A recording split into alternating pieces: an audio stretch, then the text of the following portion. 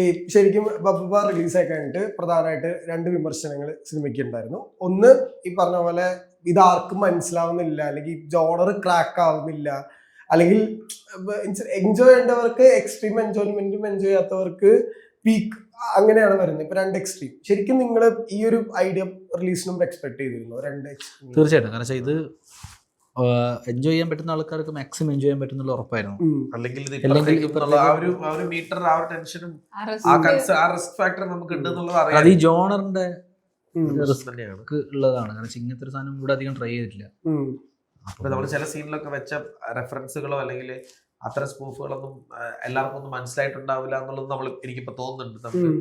അപ്പം അങ്ങനെ മനസ്സിലാവാത്ത കാര്യങ്ങൾ വന്നാൽ ചില കാര്യങ്ങൾ ചിലപ്പോൾ അസ്ഥാനത്താവാം, അല്ലെങ്കിൽ ചില ക്യാരക്ടേഴ്സ് ഈ സിനിമയുടെ സ്വഭാവം ഇങ്ങനെയാണ്, അപ്പൊ അത് കൃത്യമായിട്ട് ആ സ്വഭാവവും അതിന്റെ ഒരു സ്പൂഫ് നേച്ചറും ഒക്കെ കിട്ടിയില്ലെങ്കിൽ ചിലപ്പോൾ ചില കാര്യങ്ങൾ നമുക്ക് ഒഫൻഡഡ് ആവാം. അപ്പൊ അത് ഈ ഒരു ജോണറിൽ അത്തരത്തിലൊരു റിസ്ക് ഉണ്ട് നമ്മൾ അറിയായിരുന്നു. പക്ഷെ അതിപ്പോ നമ്മൾ ഫിഗർ ഔട്ട് ചെയ്യുന്നുള്ളൂ. ഓഡിയൻസ് പറയുന്നത് അനുസരിച്ചിട്ടാണ് നമ്മൾ ആ ഒരു ഫീഡ്ബാക്ക് നമ്മളും ഈ ഒരു ജോണർ അറ്റംപ്റ്റ് ചെയ്യണം എന്നുള്ള ആഗ്രഹത്തിൽ ചെയ്തതാണ്. നമ്മൾ ഈ ഒരു പടത്തിന്റെ മൂഡിൽ മാത്രമേ ഇതിന്റെ എല്ലാ സീനുകളും വരുന്ന എല്ലാ സീനുകളും നമ്മൾ ഈ പറഞ്ഞ പല സിനിമയിൽ കണ്ടതും അങ്ങനെയുള്ള സീനുകളാണ്. അപ്പൊ അത് പല സിനിമകളുടെ സീനുകൾ ഇപ്പോൾ ആളുകൾക്ക് മനസ്സിലായിട്ടില്ല. അതിന് ചിലപ്പം ഭാവിയിൽ മനസ്സിലാവുന്ന ചില സീനുകൾക്കും ഈ പറഞ്ഞ പോലെ ഭയങ്കരമായിട്ടുള്ള വിമർശനങ്ങൾ വരുന്നുണ്ട്. ചില ക്യാരക്ടർ എസ്റ്റാബ്ലിഷ് ചെയ്യുന്ന സീനുകൾ, പ്രത്യേകിച്ച് കിഡ്നാപ്പിംഗ് സീനിൽ ഭയങ്കര അധികം വിമർശനങ്ങൾ എല്ലാ ഭാഗത്തുനിന്നും നേരിട്ടിട്ടുണ്ട്. ശരിക്കും അതിന്റെ എന്തെങ്കിലും എക്സ്പ്ലനേഷൻ നിങ്ങൾക്ക് റൈറ്റർ ഡയറക്ടേഴ്സിന്?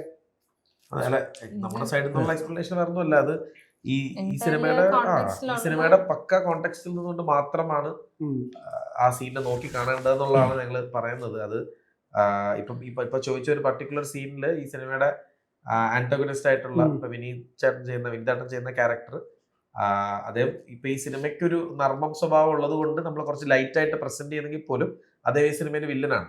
അപ്പോ ആ വില്ലന്റെ ചിന്താഗതിയിൽ നിന്നും ഉണ്ടാകുന്ന അല്ലെങ്കിൽ വില്ലൻ പറയുന്ന ഒരു പർട്ടിക്കുലർ കാര്യത്തിൽ നിന്നും ഉള്ള ഒരു വിഷ്വലൈസേഷൻ ആണ് ഈ സിനിമയിൽ ആ പർട്ടിക്കുലർ സീൻ. അപ്പം ആ സീൻ പോലും റെഫറൻസ് ആണ്.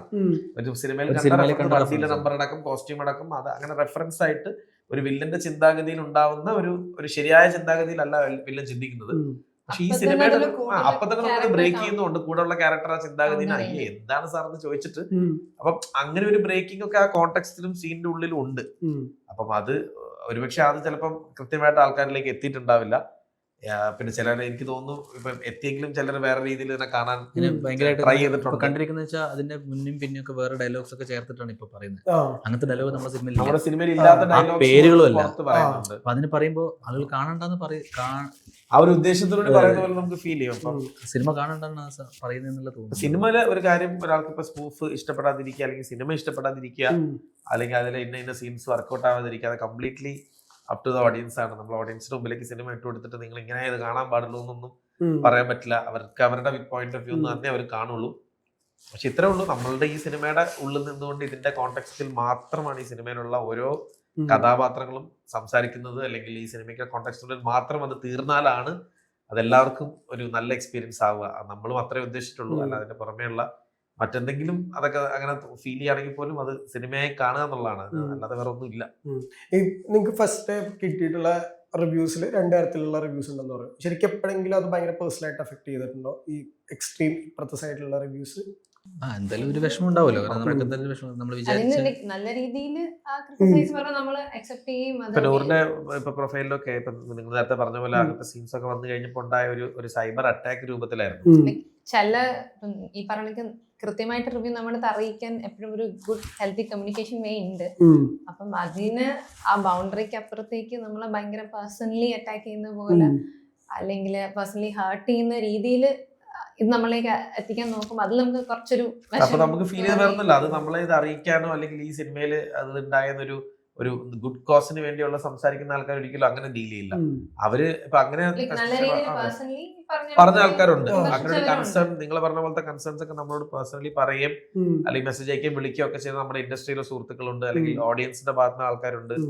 പക്ഷെ അതല്ലാതെ ഈ ഒരു കോസിനെ മുതലെടുത്തത് വേറെ രീതിയിലേക്ക് ആക്കുന്ന ആൾക്കാർ ഒത്തിരി പേര്, അത് ചില മീഡിയാസ് അടക്കമുണ്ട്.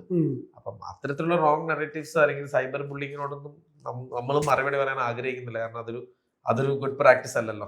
അപ്പൊ അതന്നെ നമ്മൾ വിടാന്നുള്ളേ ഉള്ളൂ.